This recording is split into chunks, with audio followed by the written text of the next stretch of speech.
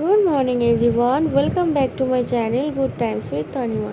তো কেমন আছো সবাই? আশা করি সবাই অনেক ভালো আছো, সবাই অনেক সুস্থ আছো।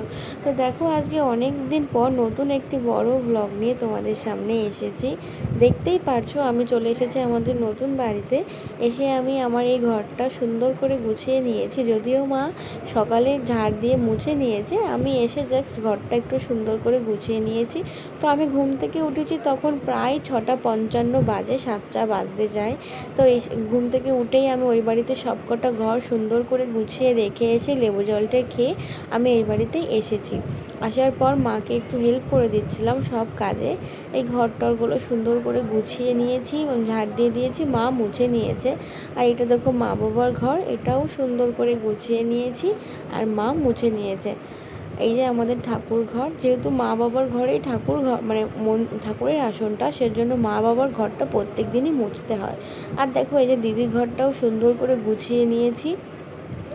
আর আমরা তো কদিন পরে দিদি বাড়িতে যাচ্ছি, মানে বৃহস্পতিবারে যাব। তো যাব যখন, তো অবশ্যই তোমাদের ভিডিওতে দেখাবো। তো সব গুছিয়ে আমার এখন এই যে প্রায় বাজতে যায় 11টা। তো মা স্নান করে পুজো দেবে বলে ফুল আনতে গেছে। আর আমি দেখো বাইরের দিকটা দেখাচ্ছি। তোমরা অনেকেই বলো যে আমার বাড়ির বাইরের দিকটা, পুকুর পাড়ের দিকটা অনেকেই ভালো লাগে। অনেকেই বলতে আমার একটা বান্ধবী যে আমার ভ্লগ দেখে, সে বলে যে আমাদের পুকুর পাড়টা দেখাতে। দেখো এই যে আমাদের কি সুন্দর পুকুর পাড়ের দৃশ্যটা, একদম প্রাকৃতিক দৃশ্য। ধান নাড়া আছে, পাশে বাড়ি এক ঠাম্মা ধান ভিজিয়েছিল, সে নেড়েছে। আর ওই দেখো ওই যে মা হেঁটে হেঁটে যাচ্ছে ফুল আনতে। তো মা দেখো ফুল নিয়ে এসে পুজোটাও দিয়ে দিচ্ছে। আমি তোমাদের দেখাই একটা জিনিস, আমার বাড়ির বাইরে আমি কত রকমের গাছ লাগিয়েছি, দাঁড়াও তোমাদের সঙ্গে শেয়ার করব। তো দেখো আমার মা না কদিন আগে সূর্যমুখী গাছ নিয়ে এসেছিলো 5-6টা। তো সেটা ফুলটা ফুটে অলরেডি বীজও তৈরি হয়ে গেছে। এখন অনেক ফুল গাছ আছে, জবা ফুল, নানান রকমের ফুল। দেখো মা বললো যে মা একটু বাজারে যাবে, তা মা বললো ভাতটা বসিয়ে দিতে আর একটু পটলগুলো ভেজে নিতে, বাবা চলে আসবে খেতে। তার জন্য আমি ভাতটা বসিয়ে পটলটাও উনুনে ভেজে নিচ্ছি। আমি ভেজে নিয়ে পুরোনো বাড়িতে চলে এসেছি এবং একটু যাচ্ছি পাশের দোকানে, কটা জিনিস আনার ছিল, জিনিসগুলো নিয়ে আমি চলেও এসেছি। আর এখন দেখাচ্ছি একটা জিনিস, দাঁড়াও। এই যে আমাদের মন্দির, আর আমাদের মন্দিরের বাড়ি না এখন রং করা হচ্ছে। রংটা অনেক দিনের ছিল, তো রংটা কেমন একটা হয়ে গেছিলো। তো এই যে সাদা রংটা দিয়ে আপাতত রেখেছে, এখনও ওর উপরে রং দেবে। তো দেখো এটা আমার ঘর, এসে আমি সকালেই গুছিয়ে রেখে গেছিলাম।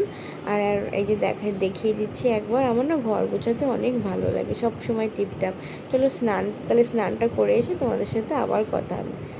তো আমি এই যে স্নান করে চলে এসেছি। আর এই যে দেখো একটু মুখে ক্রিম মাখিয়ে, স্কিন কেয়ার বলতে আমার তো তেমন কিছুই করি না, কারণ আমার প্রচণ্ড অ্যালার্জি, আমি কিছুই নিতে পারি না। আমার পন্ডস, শীতকালে পন্ডস আর বোরোলিন, আর গরমকালে কখনো কখনো মুখে টান লাগলে একটু পন্ডস নিই, ব্যাস। আর কিচ্ছু করতে পারি না, আমার প্রচণ্ড অ্যালার্জি, আমি কিচ্ছুই মাখতে পারি না। আমার মানে অ্যালার্জি এত যে আমি স্কিনে সবসময় ওই ডোগা ডোগা ফোলা ফোলা হয়ে থাকে। তার জন্য আমি ডাক্তারও দেখিয়েছি, তো বলেছে যে আমার প্রচণ্ড অ্যালার্জি। ওষুধও খেয়েছি কদিন, কিন্তু প্রচণ্ড ঘুম হয় বলে আর ওষুধ কন্টিনিউ করতে পারি না। তো চলো বিকালে তোমাদের সাথে একটা খুব সুন্দর জিনিস আমি শেয়ার করব। মানে তোমরা তো সবাই জানো যে আমার বাড়ির পাশেই বাংলাদেশ। তো বাংলাদেশের এত সুন্দর এই বিকেল টাইমটা লাগে, হালকা মেঘ করে যখন। তো তোমাদের সাথে আমি সেটাই তোমাদের সাথে দেখাবো। আর তোমাদের দেখে অবশ্যই তুমি কমেন্ট করো যে আমার এই ভিডিওটা তোমরা প্রত্যেক দিন দেখতে চাও কি না। কারণ উৎসাহ না পেলে কোনো কাজই ভালো লাগে না, উৎসাহ পেলে অবশ্যই সব কিছু করতে ভালো লাগে। অবশ্যই তোমরা জানিও যে কেমন লাগে আমার ভিডিওগুলো। আর দেখো আমার চুলটা আঁচড়ে নিলাম, তো এখন খেতে যাবো, মামি খেতে ডাকছে।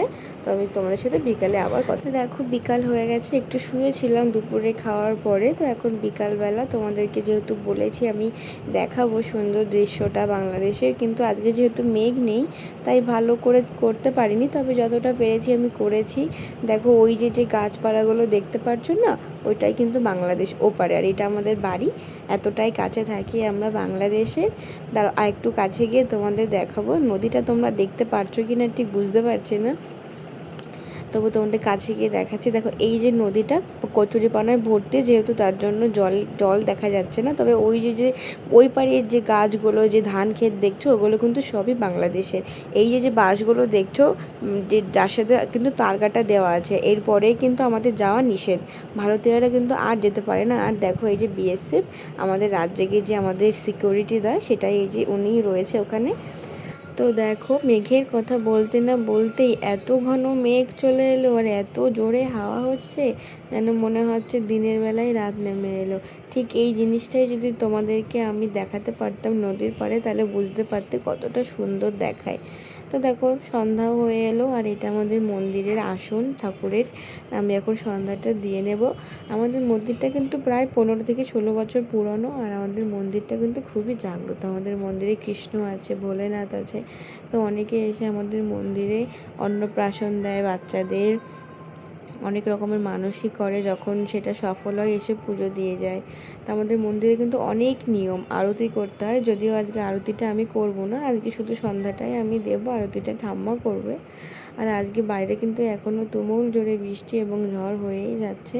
তো আমাদের তুলসী মন্দিরে, মনসা থানে, ভাইদাদার মানে আমার যে ঠাকুরদার তার যে থান আছে, সেখানে আগে যেতে পারবো না। থাকলে তোমাদের যদি কেউ যদি ধরে যেত ক্যামেরাটা, আর যদি বৃষ্টি না হতো, তাহলে তোমাদেরকে দেখাতে পারতাম। অবশ্যই অন্য কোনো দিন আমি দেখাবো আমাদের তুলসী পিড়ি, আমাদের মনসা থান, আর কী করি সন্ধ্যাবেলা। যেহেতু আজকে ঝড় বৃষ্টি, তার জন্য মন্দিরের এখান থেকেই দেখিয়ে দেবো সব। তো আজকে কিছুই দেখাতে পারবো না, অবশ্যই তোমাদের অন্য একদিন দেখাবো। তো দেখো বলতে বলতে আমার সন্ধ্যা দেওয়া কমপ্লিট হয়ে গেল, আর আজকে আমি ভিডিওটা তাহলে এখানেই শেষ করি। ভগবানের দর্শন দিয়ে তোমাদের আমি ভিডিওটা শেষ করলাম। আর তোমাদের যদি ভালো লাগে অবশ্যই একটা সাবস্ক্রাইব, লাইক এবং কমেন্ট করে দিও। আজকের মতো